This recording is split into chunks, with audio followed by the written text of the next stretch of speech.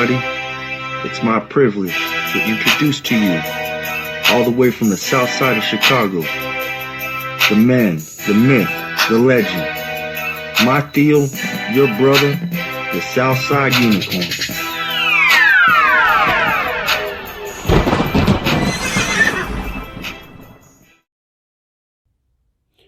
Hey, it's your boy Ken White, host of the Southside Unicorn Show.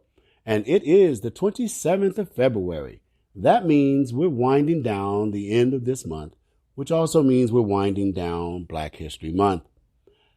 When I was a cadet in the academy, they always told us it's pretty healthy to make sure that all your friends aren't cops. Well, I took that a little bit further in my life, and I believe that you have a healthy life when you have friends from all diversities, all walks of life, all different political views, the whole 9 yards. That, I believe, is the right way. If all your friends believe exactly as you do, you might want to check yourself. You know, that's an echo chamber, and that's not healthy. No pun intended. That's not mentally healthy. And speaking of mentally healthy, I got one of my friends here who does not necessarily toe the line with me when it comes to politics, but she is a good friend of mine, full disclosure.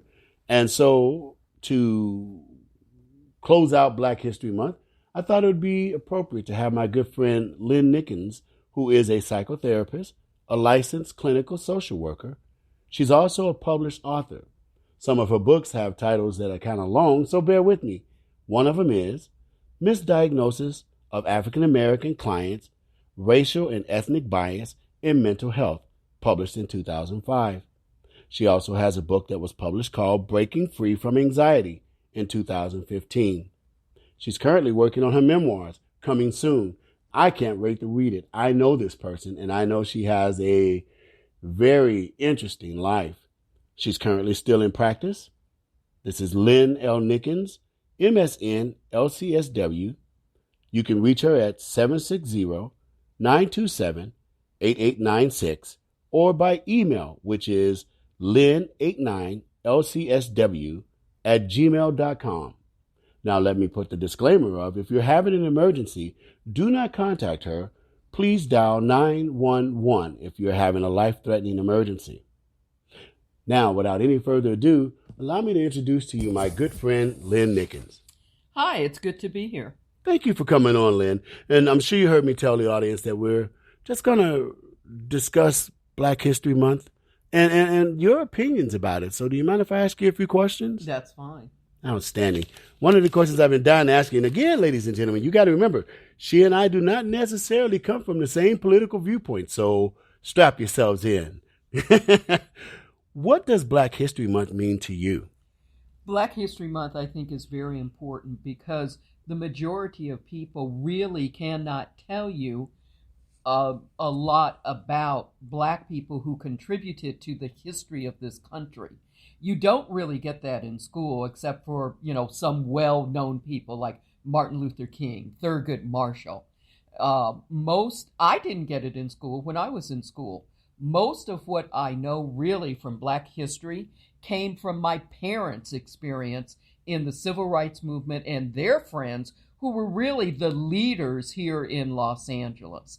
And we also grew up with a set of Black encyclopedias. So anytime I could go to the library, pull out a book, and look up anything. Well, Lynn, let me stop you right there. I'm listening to what you're saying, and you said you grew up with a set of Black encyclopedias, and it was inside of a library. Was this library inside your home? Yes. Huh. So I guess it's safe to say you didn't have the traditional African-American upbringing, did you? Well, in my neighborhood, it was the traditional upper Black And American. what neighborhood is that? I grew up in an area in L.A. called View Park, so View Park, Baldwin Hills. Wow. That sounds kind of stuffy to me, which I'm not knocking it. Don't get me wrong. I'm not knocking it. But being a brother from the south side of Chicago, I would have had my day to have some Black encyclopedias. What was inside of the Black encyclopedias? Well, it was anyone from farming experiences through scientists, medical doctors, attorneys. My godfather, for example, was one of the founders of the Los Angeles NAACP. Wow. And his father, actually my godmother's father, is an architect, a famous architect. One of his designs is the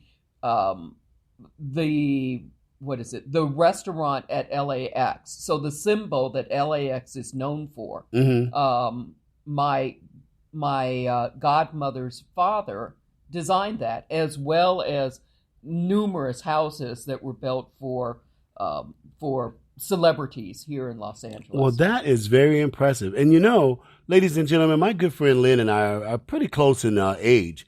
So I'm thinking that when she tells us what she's sharing with us, that was back in the 60s and the 70s, am I Actually, right? the 50s and the 60s. And yet they're accomplished architects and things like that. So that kind of brings me to my next question. You know, systemic racism. What is your take on that? Do you believe that there is such a thing as systemic racism? I do, and I think it exists today. One of the things that I've told people is that I know I grew up with a measure of privilege. I also recognize that most people, be they white or black, probably don't have that. So I recognize that. What I also recognize is that because I am a black woman, there are also systemic racism that has affected me and my life. Wow. So if racism is systemic, and it would follow, ergo sum, that would find its way into the family court systems too, would you say? Absolutely. So my next question is, how do you see the issues of mental health as it applies to the black community in the family court system? Well, I could take a long time to answer that question. Take your time. So one of the things is you have to look at, first of all, who are in quote unquote professional positions. So myself, as a master's level social worker before I had my license, most of the jobs I got, there were very few black social workers. In fact, when I was in graduate school, there were eight black students at the School of Social Work at USC. 6 of them were full-time students, a year ahead of me, and there were only 2 of us in the part-time day student program. And how many students were there as a whole? In the part-time day student program at our orientation, there were about 70 or 80 students. And only 2 black students. See, now your numbers are more impactful. I'm thinking if there's only 5 people in the class, that's only half, you know. You're talking 70, 80 students and only 2. Yes. Wow. Yes. And so then you also look at it. Los Angeles is one of the most community segregated cities there were. Wait a minute. I thought Los Angeles was progressive. Well, Los Angeles had what was known as the Black Codes. The area that I grew up in, when my parents moved there, I was 5 years old. 2 years before we moved there, the first black family moved in. They had their house stone cross burned on the lawn, the whole 9 yards. The community had residents sign things that they would not sell to black families. What? Whoa, wait a minute. Say that again? They would not sell to They black would not families. sell the homes. They would not sell the homes to black families. So how was it that you all managed to be there? Well, there were some people who didn't honor that. Okay. And so, as I said, friends of my parents, they moved in 2 years before we did. And then other people started moving in. And probably some people started moving out, huh? And a lot of people started moving out. You said a lot of people started moving out. When I noticed that, and so did a lot of my friends. So we're in 3rd grade and people, okay, see you next year, right? Mm-hmm. Or I'm sorry, 4th grade. See you next year. And because you had school friends and home friends, even though you're in the same community. So come the first day of 5th grade, we go back to school and everybody's looking around, hey, where'd all the white kids go? Because there were hardly any. So you are a firsthand witness to what is known as white flight? White flight. You saw it firsthand. And I can tell you where they flew to also. Where did they go? To Orange County and San Fernando Valley. Wow. So would you say that Orange County still has some of those same residents? Yes. Okay. Yes. Okay. And so it's recognizing that. When I was in junior high school, and I went to a junior high school outside of my neighborhood, not that it didn't have good schools, it did, but a friend of my parents was the first black teacher at Beverly Hills High School. Now, Beverly wanted to create diversity for their student body. Now, see, I got to stop you. That word troubles me, Lynn. Diversity. We're talking about Los Angeles. We're talking about Beverly Hills. We're talking about USC. All of these places are supposed to be the paragon of woke. What's going on? I don't know what you mean, paragon of woke. Well, some of the listeners know exactly what I mean. Like I said, you and I don't necessarily come from the same tree when it comes to politics. Would you identify as a Democrat? Absolutely. That's what I thought. And so what I'm trying to drive at is, with all the things that you're listing, and the audience is absolutely grateful, and so am I, because I didn't know that before you said it. You're the guys that are supposed to be cool. Why is all that happening?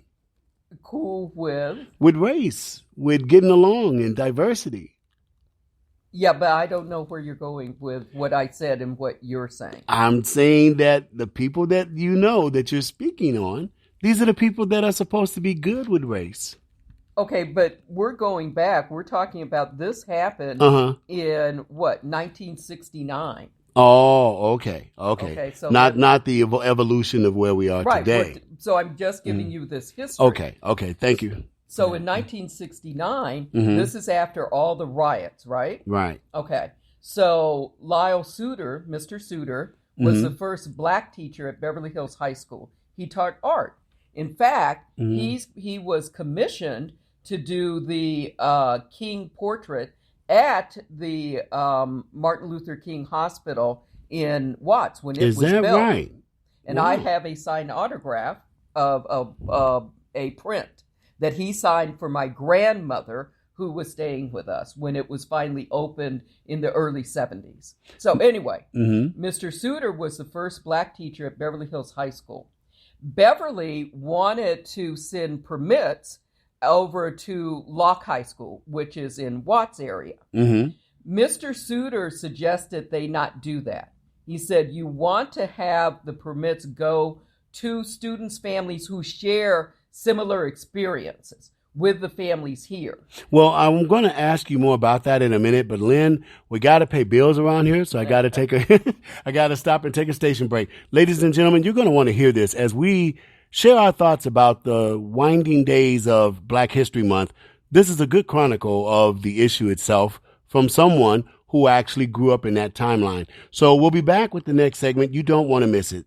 Go nowhere. You are listening to the Southside Unicorn Show, hosted by my friend, Ken White. He'll be back after these messages.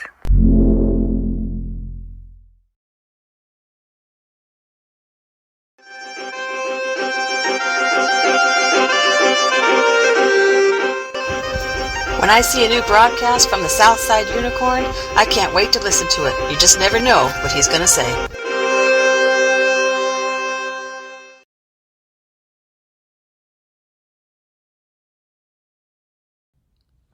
Hey, it's your boy Ken White, and we're back for the second segment. And I have with me today licensed clinical social worker Lynn NICKENS, a good friend of mine from the other side of the aisle.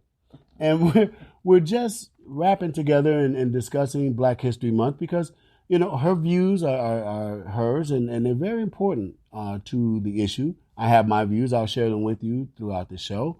But when we left off, you were talking about the architect and the artist who made the mural for Dr. King? Yes.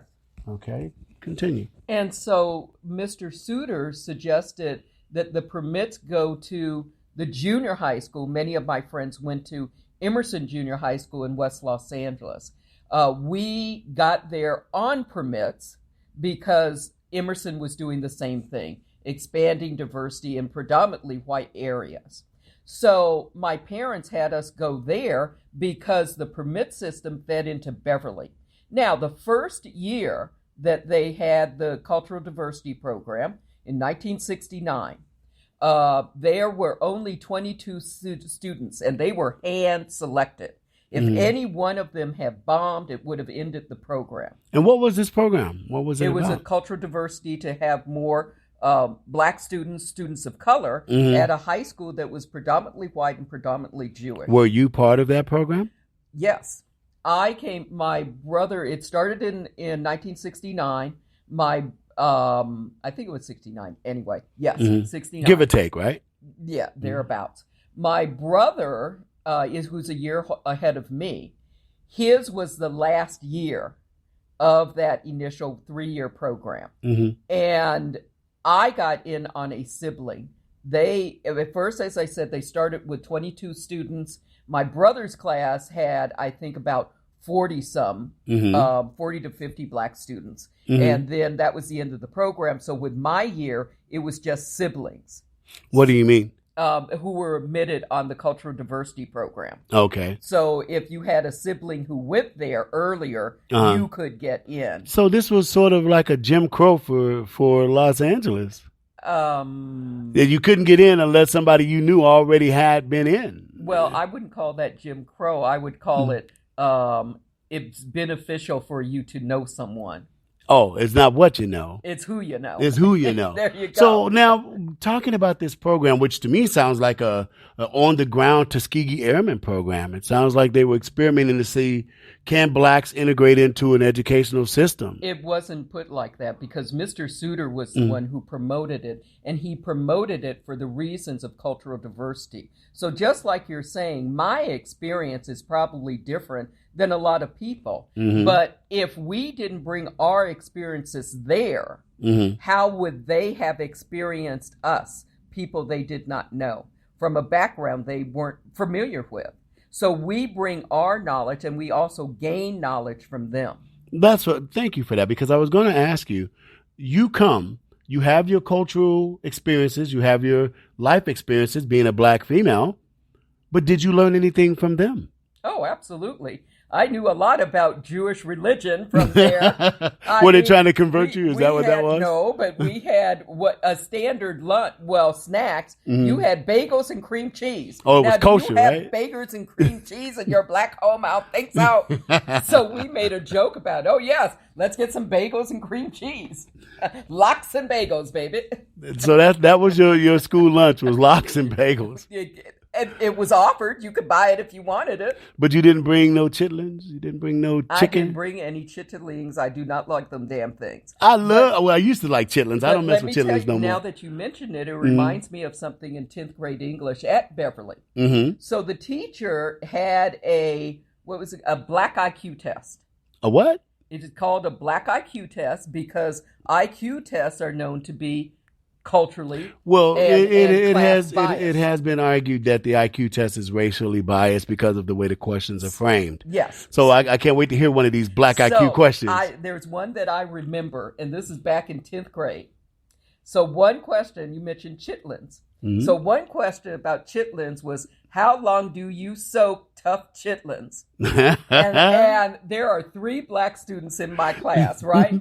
So get to that class and people are laughing. One girl asked, what is this, chitterlings?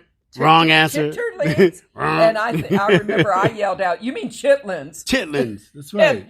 And asked what was it, and so I said what it was. I said, well, those are hog intestines, and the whole room about ran out screaming, and so the teacher, Elaine Feldman, who's Jewish. You can still remember her name? Of course, she was one of my favorite teachers. Outstanding. Who is Jewish, said, well, do you like tripe? And people are like, yeah. Well, that's a chitlin. That's a chitlin. Cow intestines. So what are you complaining about? Because it's black. Chitlins is for black folk. So, and in the answer, so it's multiple choice. So I just said to myself, well, whatever the longest on here. Make sure they done. You do not want to. Don't eat no half-cooked chitlins. You don't want to do. My dad loved chitlins. Now, thank goodness, my mother never fixed them. So how did he eat those chitlins? How did he get them? He got them from Aunt Tita, who is my play aunt, my mother's best friend, Mm-hmm. who also lived in the community. So when we could drive, it was always my mother or my dad would say, Tita has some chitlins for your dad. Go over to Tita's house. And I remember getting them. I was like, put those things in the trunk. Oh, my God, let's air out the car. And here, take this clothespin with you when you go, right? When you go. And my dad said he didn't eat just anybody's chitlins. Oh, no. I need to know who cleaned them. That's verboten. You touch the wrong person's chitlins, you will pay for it. Now, mind you, at this point in my life, I no longer eat pork of any kind. But there was a day, back in the day, I'd wear some chitlins out, but I still wouldn't eat everybody's chitlins. Your dad was right about that. So anyway, on that black IQ test, that's the question I remember, even all these years. So when we took the test, and so the teacher corrected them, she said, okay, now I just want to let you know, everybody failed. Everybody? Every single solitary student in the Including class, the black kids too? Including the black kids. Every single solitary student failed. However, the 3 highest grades were to the 3 black students. Because they got the closest? Because we got more of the answers correct. Oh my goodness. Black IQ test. And so if it was an admittance test, then the white kids would not be admitted because they failed the IQ test. And so it's also class-based because, as I told you, that's kind of my background. My father was a physician. So it's class-based. Well, you didn't tell me that. I mean, for the sake of the audience, your father was a medical doctor? Yes. Okay. My mother they met at Howard University in Washington, D.C. in HBCU. My mother she had her master's degree in French and minored in Spanish. Okay. Now, she graduated back in 1940, and believe me, I ain't in my 80s, okay? My parents were older when I came around. So when she graduated, my mother graduated cum laude. She said she should have graduated summa cum laude or magna cum laude, but it was illegal to grant those first of class statuses on blacks, so she graduated cum laude. Wow. Now, see, I'm glad that you're sharing your life experiences with us because, the question has been floating around since we're in the year 2022, right? Do we still need Black History Month? That everything's okay now, that it served its purpose and its time has passed. But when I hear you talking and I hear your life memories and you're still with us, how do you feel about the idea that Black History Month might be abandoned soon? It irritates me. And it irritates me because, as I said, the type of history that I know comes from my parents' experiences, for one, from what I lived, for two, and the people that I'm aware of are people my parents interacted with, are information I got from the Black Encyclopedia, and the majority of people aren't aware of that unless they specifically go out and look for it. It's not in our history books. So that makes you almost, I wouldn't say you're one of, I don't want to say that, but you are unique in the Black experience, I would say. Or am I wrong? Well, we're all unique. Oh, you got, okay, you trying to be cute now. Ha, ha, ha. What I'm trying to say is your experience is a little different than the average bear. Okay, and I agree with that. Would you agree with that? I agree with that. And so my question to you is: would you be considered a Pan-African? What's that? That's someone who's pro-Black and kind of down on the white society. Did your experiences in college or anything give you reason to have issue with the white community? No, I have issue with people who treat me rudely. Okay. And so that could literally be anybody, right? So I went to the undergraduate school. I went to University of Colorado at Boulder. If I had a problem with white people, would I have gone there? I don't think so. I mean, because there's a whole lot of white people in Colorado, a whole lot of them. So there's Black students there too, who I met. Sorta. And I went to graduate school at USC. Mm-hmm. So yeah, obviously you don't have an issue with white people per se. Not like Miss Colores of Black Lives Matters, you know. I don't know what she has said. Oh well, she said a lot. If we had the time, we would discuss more about it. But I want to drill in more about you and your perspective on Black History Month and your experiences. I got to take a station break. Can I keep you for one more segment? Is that possible? Absolutely. Outstanding. Ladies and gentlemen, you know what time it is. It's time to get some chitlins. It's time to get some money up in here. So we got to take a station break. But we'll be right back after these messages. And again, I have Lynn NICKENS with me, and we're simply chatting about Black History Month and her life experiences, which I think are one and the same. We'll be right back after these messages. Go nowhere. It's Joy Villa, and I'm reminding you to tune in to the Southside Unicorn Show, hosted by my friend Ken White. Do just what you want. You're the one I trust. I belong to you. Hey, my name is Toot Sweet, and I'm New York City's original artist, singing for the cause of freedom. I've spent the last 10 years of my life documenting history through my music. It's like a recipe that's blessing me, bringing out the best of me, aggressively testing me to create my own destiny and understanding, universally accepting adversity and learn more lessons in life than you're learning any. And when I'm in need of a dose of reality to escape the liberal land of make-believe, I tune in to the Southside Unicorn, where the truth is as solid as New York City concrete. My name is Toot Sweet, and you're listening to my friend Ken White on the Southside Unicorn, and this party is just getting started.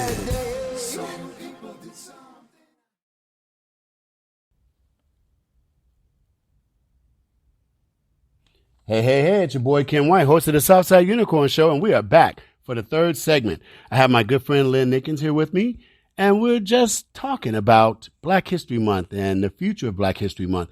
And she's sharing some of her life experiences with us that support the reason for Black History Month, I would say. I think that your experiences would show why there's a need for Black History Month. Wouldn't you agree? I totally agree. Yeah. And I'm grateful that you're sharing this with the audience. Now, I want to just say something real quick. I witnessed a young, and this is cultural. This is what I believe. And that's why I say you're not a one of, but boy, are you rare. And so I'm thinking about this brother that I saw the other day, and I'm referring to him that way, not in a pejorative way, but that's just me being the Southside Unicorn. I saw this brother the other day give one of those food delivery people a hard time about a tip. Now, if somebody's going to come out in this cold weather and bring you some food, you should get a tip. And the part that I find kind of shocking is in other areas of my life, because like I say, I have friends from everywhere, whether it be the service industry, Latinos, blacks, Asians. My friends is everybody. And one day the conversation came up that the brothers don't tip too well. You know, they ask for all this stuff, but then they don't tip right. And you and I were talking one day, and you were saying something about the origin of the tip. Can you expand on that for the audience, please? Yeah, it's based on slavery and Jim Crow, because the people in the serving industry were black. And so they were paid based on quote unquote tips, not with a salary. So this has its own foundation in racism. Because, and whoa, wait a minute. Oh my goodness. I remember you saying this now. But what that means is, so the people who were at the restaurants who were predominantly white, because blacks couldn't really get inside the restaurants, those white people had to put on their hearts to give the black server more money because they knew that they really weren't being treated right. Correct. And that's where the tip originates from. Yes. Wow. So they wouldn't know that if you didn't share that with us. You know, so why don't the brothers tip better? Come on now. Well, they should. And you know, one of the things that I don't like with people in the hospitality industry, the serving industry, is that luckily I'm in California, where they do get, you know, an hourly rate and then a tip on top of it. But the tip really should be an appreciation of the type of service. Now, it's turned into that even the servers, they are charged tax on tips. So I encourage people, if you like your server, you tip them in cash Do not put it on your credit or debit card because that is taxed. Wow. And it's also really illegal, but the owner shares in their tip.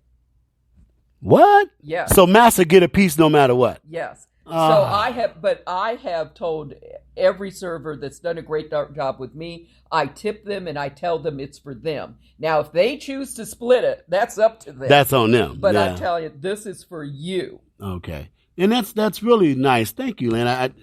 Who knew that that's where the tip found its origin was? And I know that, again, Black history.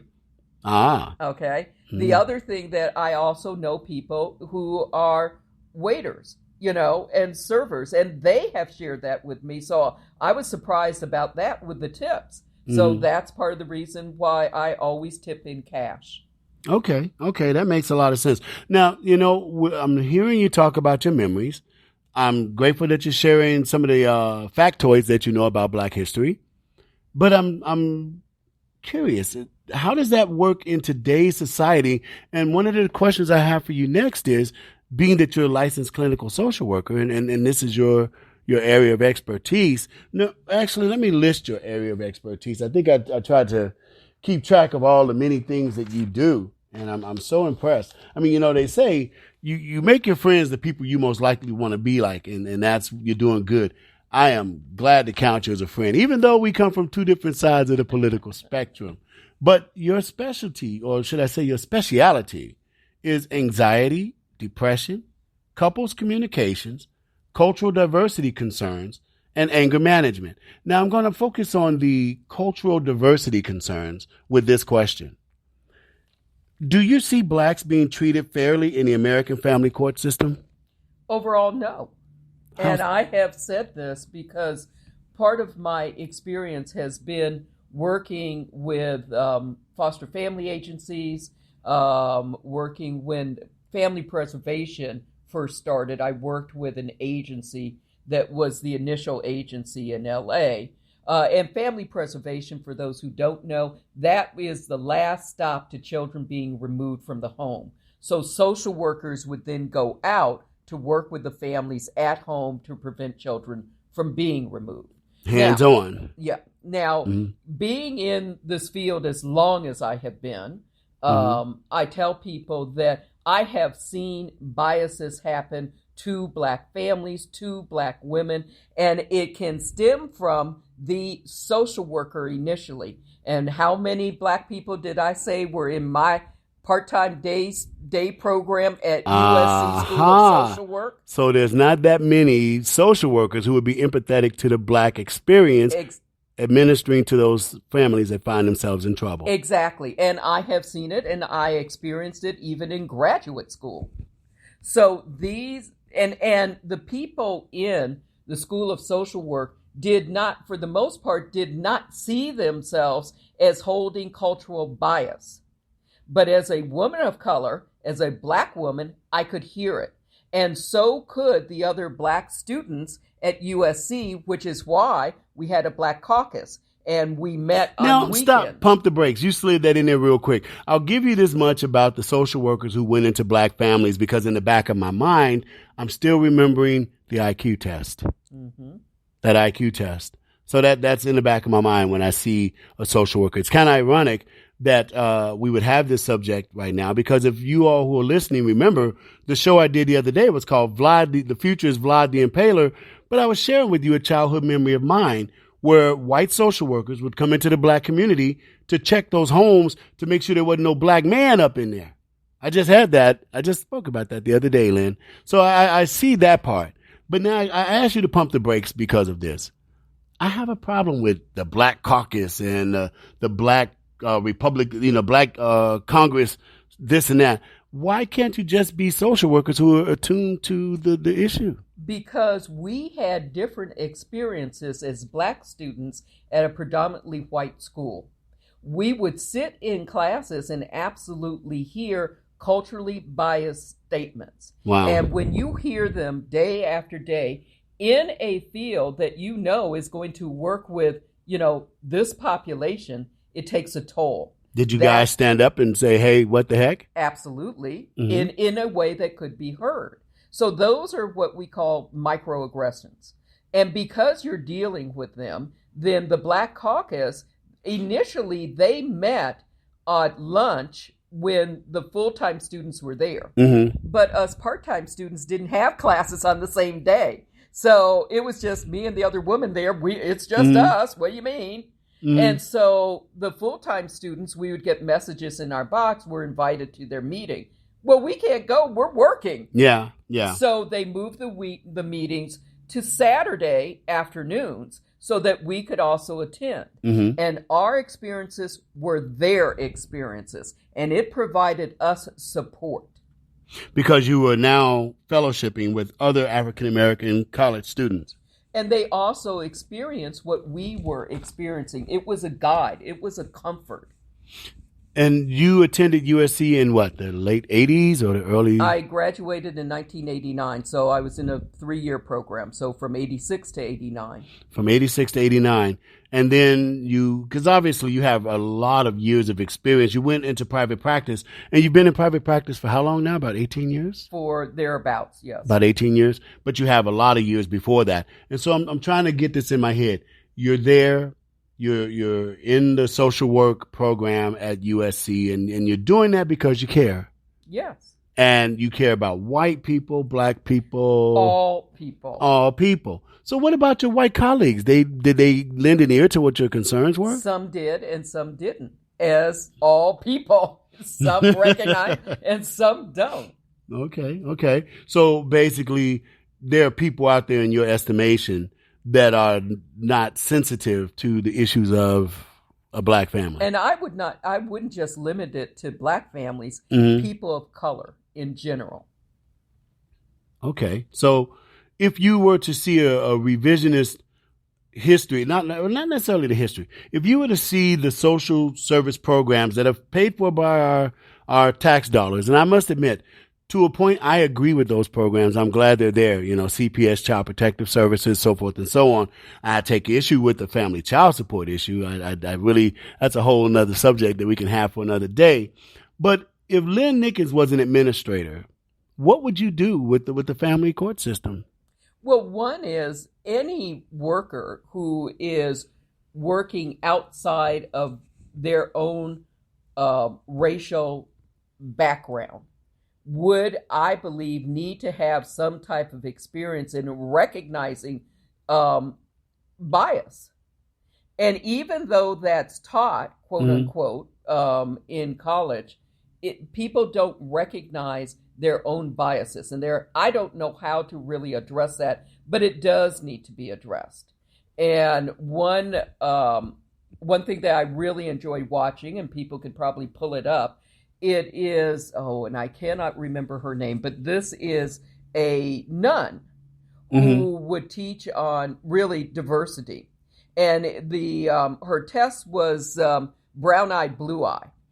So if you look up brown-eyed, blue-eye, test, experiment, whatever. The brown-eyed, blue-eye test? Yes. Okay. And so what she did in it, and it's working with high school students, that she would separate the group into brown-eyed and blue-eyed. So essentially dark-colored eyes, brown, black, and light colors, hazel, blue, green, and so forth, yeah. And so with the brown-eyed students, they got all the top-end tools to use in whatever, event they were going to do. So they got the new paper and the brand new pens and all of that they're going to work on whatever their project.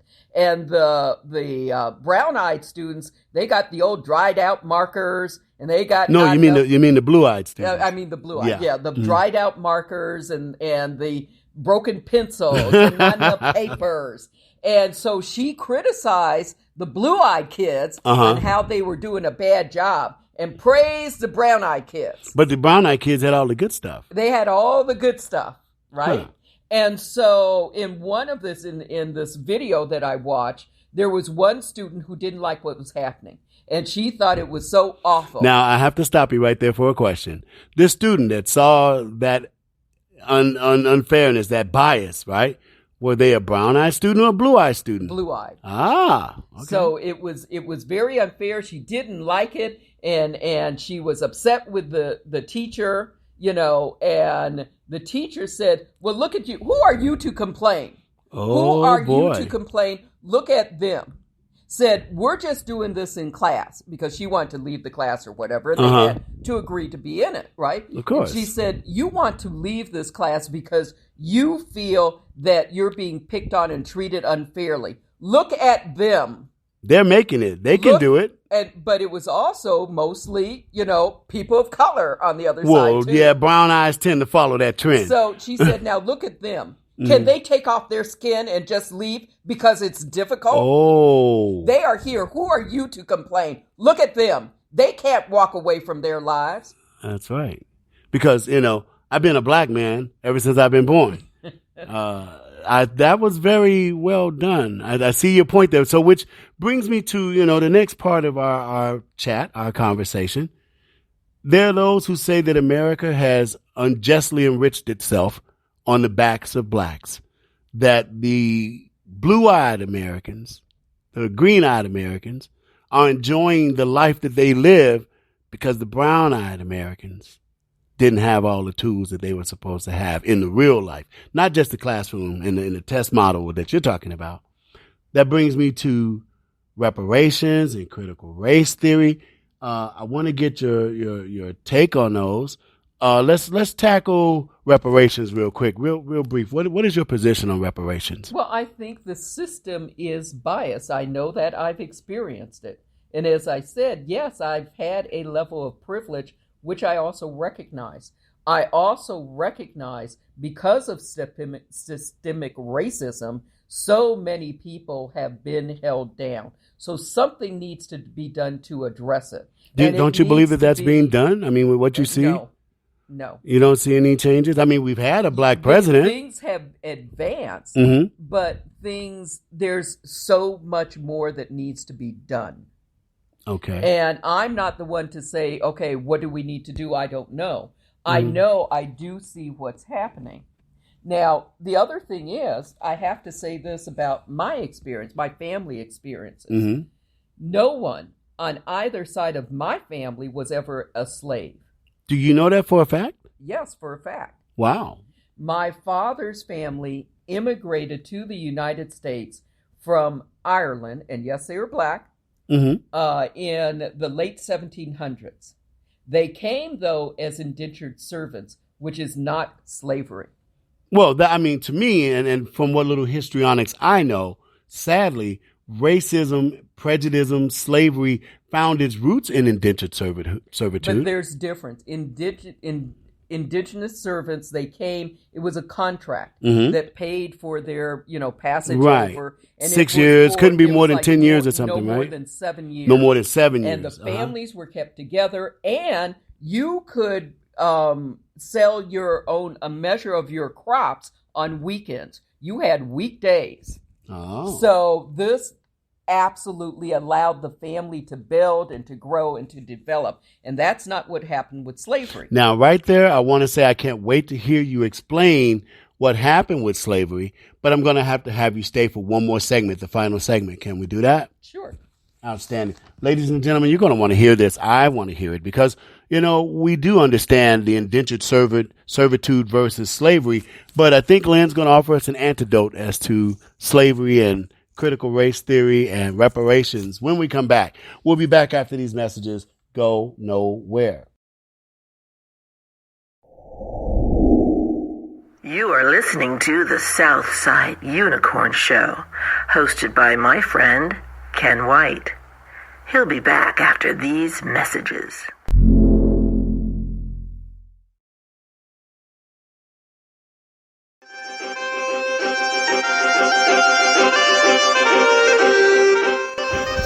When I see a new broadcast from the Southside Unicorn, I can't wait to listen to it. You just never know what he's going to say.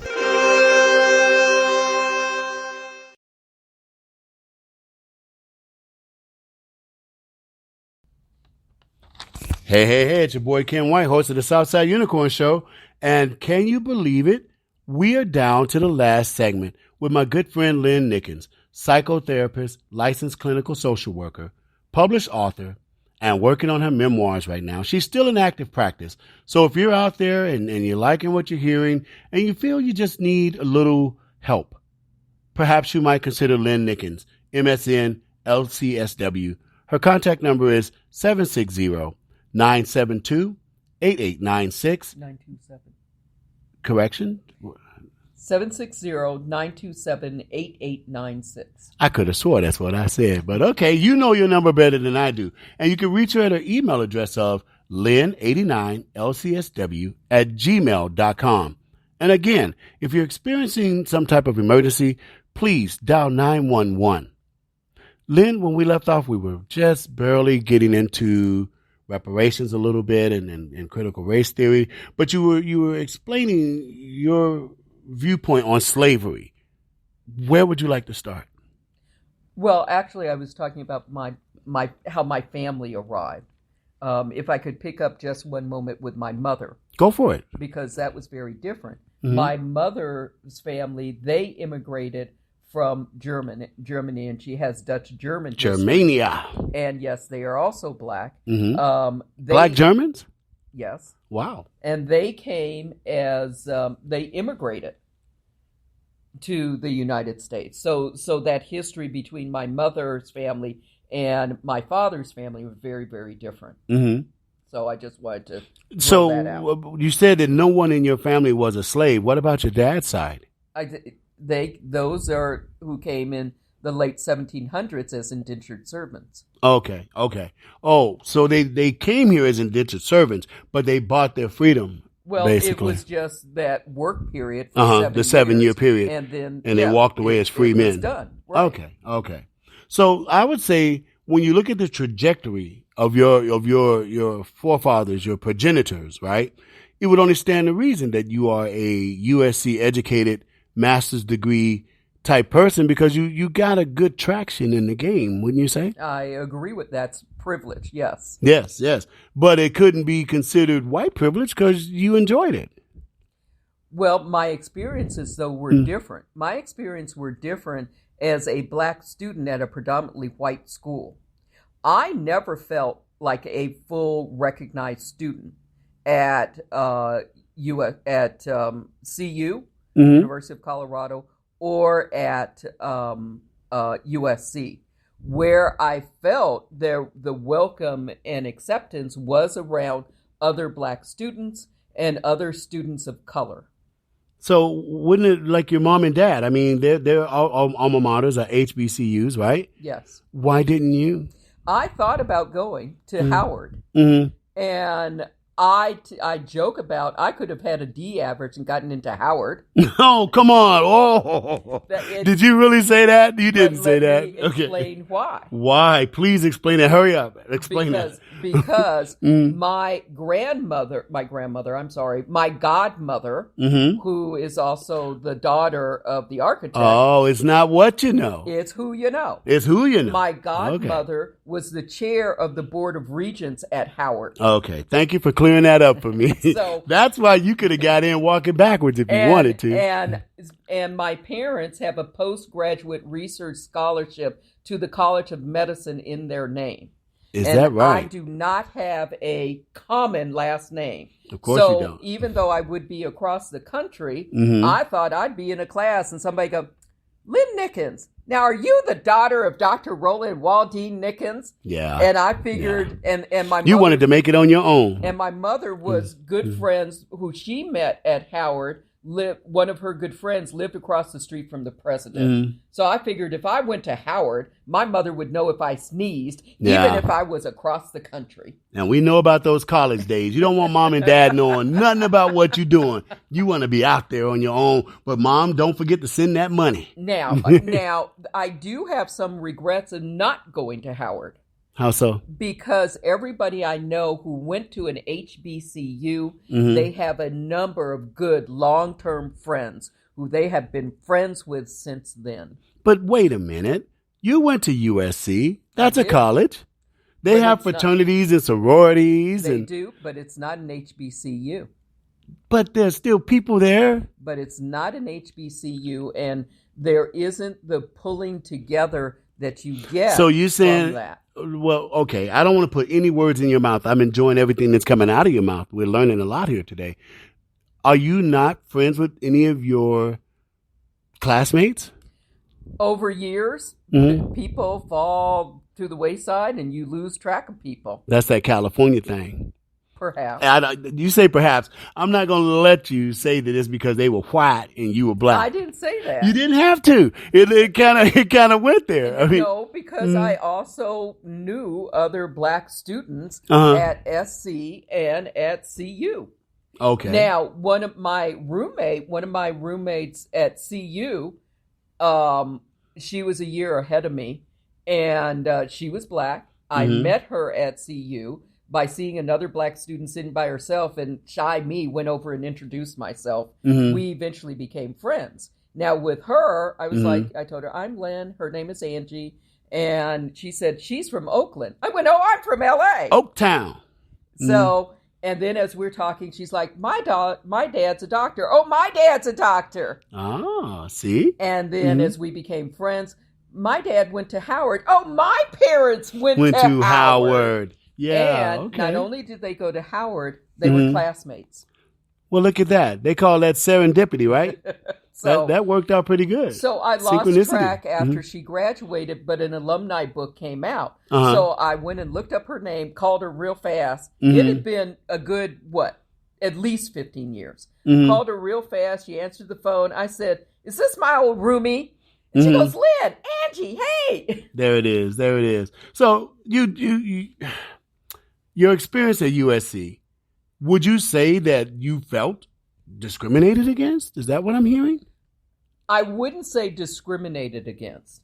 I would say what I recognize is a lack of understanding of the experiences of people of color in general, and especially class. So it wasn't intentional. It's not like they were like, oh, there's a black person, let's There's get a black it. person No, here. it No. wasn't that. Okay. But it's also, people have to be open to looking at their own biases. I am a firm believer that anyone who is born and raised or has lived in this country for any extended period of time holds racial biases because of But this. I don't mean to cut you off. I just want to get a question in here real quick. Does that go for everybody or just whites? Everybody. Okay. Everybody. And so for me, I also had to recognize the internal racist beliefs that I carried. And that came from my parents, and that came from their experience. And your experiences as well, because, I mean, I never got to ask you any other segments, but I want to as the show winds down. As I call it, the California Tuskegee experiment that you and your brother were in, right? I don't call it that. I don't know what you're talking about. I do. I want to call it that. Let me call it that. What you're talking When you were when you said that you guys were blacks that were integrated in so that they could have diversity that the teacher did, right? Mm-hmm. I'm curious. How did it go? Was it a positive result? Was it a failure? Well, I would recommend everybody get a book. It's in its second printing, called "Why Are All the Black Kids Sitting Together in the Cafeteria?" Wait a minute. What's with all these long titles? Say that title again. Why are all the black kids sitting together in the cafeteria? Why are they sitting together in the cafeteria? And I'm trying to remember the author's name.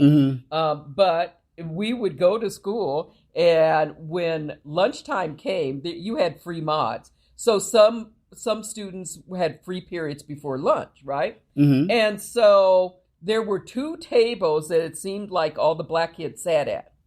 And I had a free period before lunch, so I noticed the white kids would sit at quote unquote our table. But as soon as the lunch bell rang, they got up and moved to some other tables. What's up with that? And so they wouldn't break. know. So basically, they wasn't going to break bread with you. They would talk with you, but they ain't breaking bread with you. It was like designated black table. I don't know. Wow. They'd get up and move, and so the other black kids they're like, what are they doing? Okay, let's just go take our table. Yeah, It's like, yeah.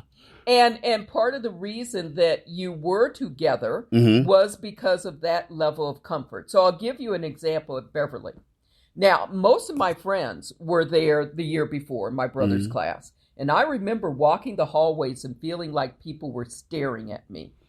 And you feel very uncomfortable when that happens. You're I like, always what's going on? feel like somebody's watching me. Exactly. And so that's kind of odd coming from somebody from the clinical. And so I stopped one of my friends in the hallway, and we grew up together. And she was there the year before. And I said, Carol, wait a minute. I said, I have to ask you something. I feel like people are staring at me. I mean, I'm walking the hallway, and it's like people are staring at me. And she said, well, you kind of think that because they are. Wow. Okay. And she said, or people will hold out their hand. Ooh, look, I'm blacker than you are. Well, yeah, I must admit I experienced that. But Lynn, I want to, as the show winds down, I'm going to posit just a little bit of my opinion into this. I believe that if we're going to have a healthy 22nd century, we're going to have to jettison all the things of the past, the last 400 years, the last 500 years, 1,000 years, whatever you want to say.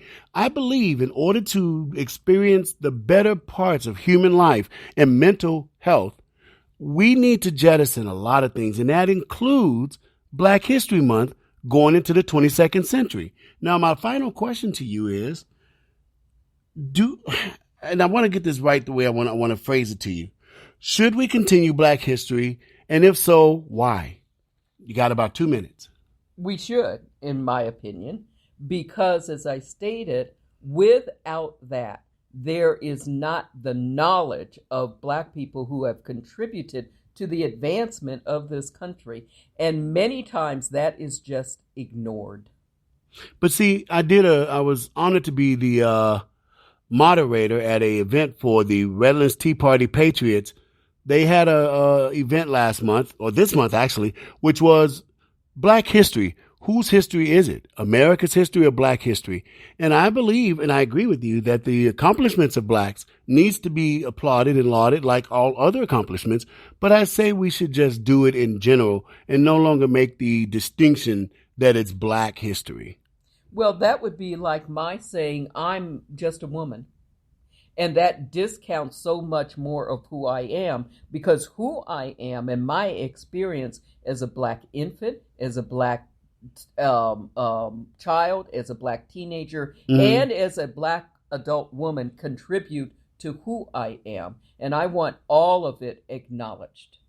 That's a tricky and slippery slope, because if we were to do that, and I agree with you, you are a very accomplished person. I'm proud of you, and I'm honored to call you friend.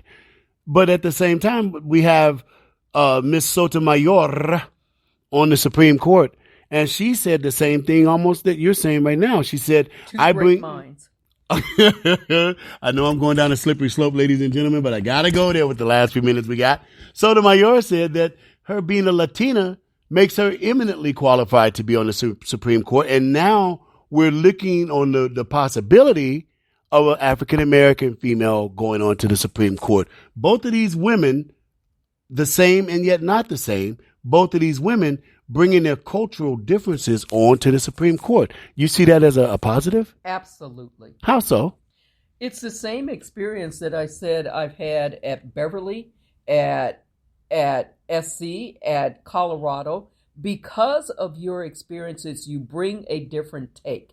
And without that type of diversity, people are stuck in their own perceptions. You don't know what those experiences are. Even me, when I was working in Watts Compton area, I saw things and experiencing and recognized things that my clients were dealing with that I never imagined. And yes, I'm Black.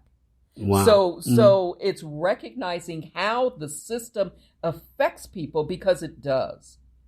That's interesting. Now, I wish we had more time, but we have come to the end of the show.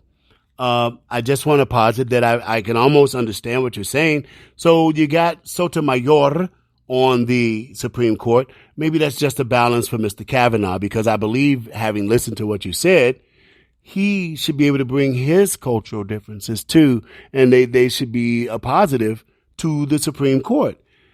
I hope I can get you on the show again and we can continue this conversation. Well, lots to talk about. Lots to talk about. That's absolutely right. But we have come to the end of this show, ladies and gentlemen. And for the two people that were present today, Lynn Nickens and myself, one wants to continue Black History Month. And me, it's not so much that I want to end it. I just believe it's time to go into a new vista of human existence. I hope to have her on the show again. Share your opinions and your thoughts about this show. You know how to do it. This is Ken White saying goodbye.